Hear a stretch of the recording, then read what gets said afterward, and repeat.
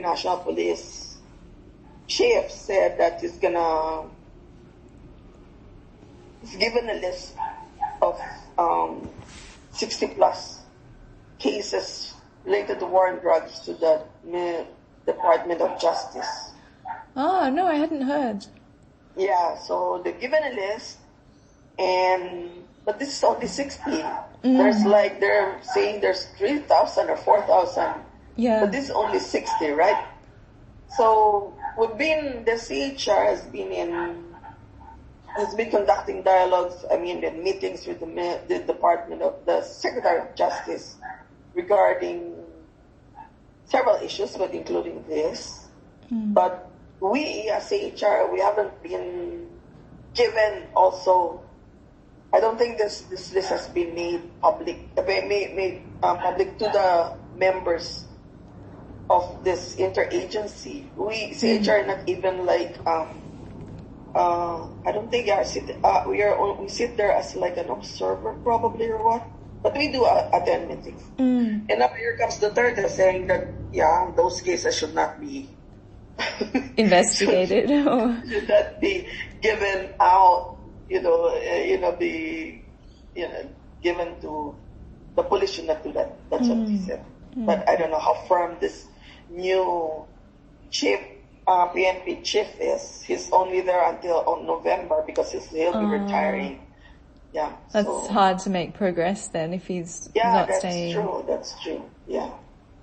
So that's it. Going back to, time of the CHR, there were a lot of hearings, there were a lot of, subpoenas issued to various police, but it was unfortunately, because being a very short-lived committee, because the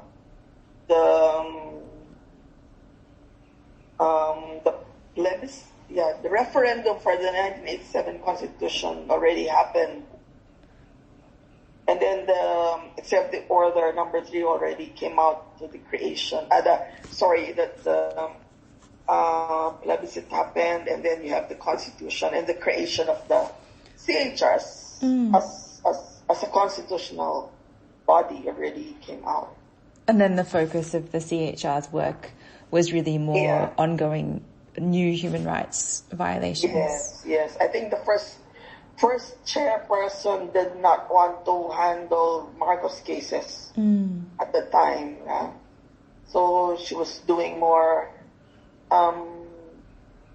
the current, and of course, there were a lot of demolition cases, urban poor demolition cases at the time. So that was more the focus. And of course, because it's a new commission, so there's a lot of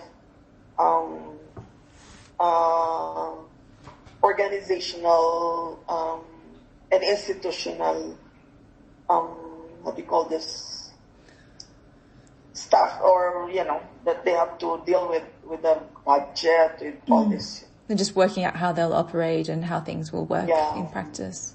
Sure, that's true. As I've been reading, so recently there were some statistics from FLAG. They were talking about how many lawyers have been killed in the Philippines. They were talking about since Marcos and also more recently. It seems like being a human rights activist is very, very dangerous in the Philippines. Do you think this is one factor that has maybe discouraged some activists from trying to use the courts to seek accountability for the Marcos era human rights violations because they were aware that it might put their lives in danger?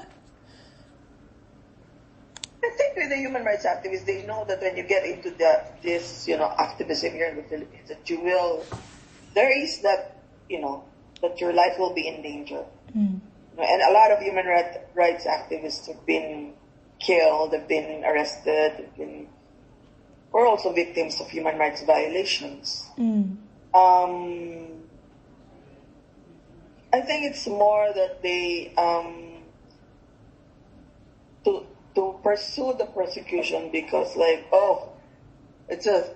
should just channel we had that thing in TFT before, so maybe we'll just channel our efforts, energies into, doing, investigating on our own and trying to maximize the international arena. Probably we could get more, pressure from there, pressuring the government through the international arena when we could not do anything with the courts. The courts, even like they can be bought, the judges are corrupt, there are all this, the fiscals, and they will just, probably put your, all the case holders will just be there in their, dockets, and nothing will happen, right? And of course, with the collusion also it's not a secret that there's also collusion between the judges and the military. That, though this is, until now happens, right? But of course, there's also the new case here is that even a judge was red tagged. Oh, a judge? I didn't hear about that one. I know there's been a lot of red tagging. Yeah, but including a judge was red tagged by this anti-terrorism task force. Yeah, it's very disturbing.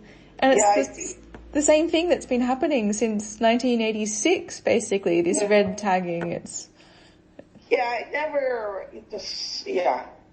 never, the red tagging, of course, you have now a very formal, what they call this,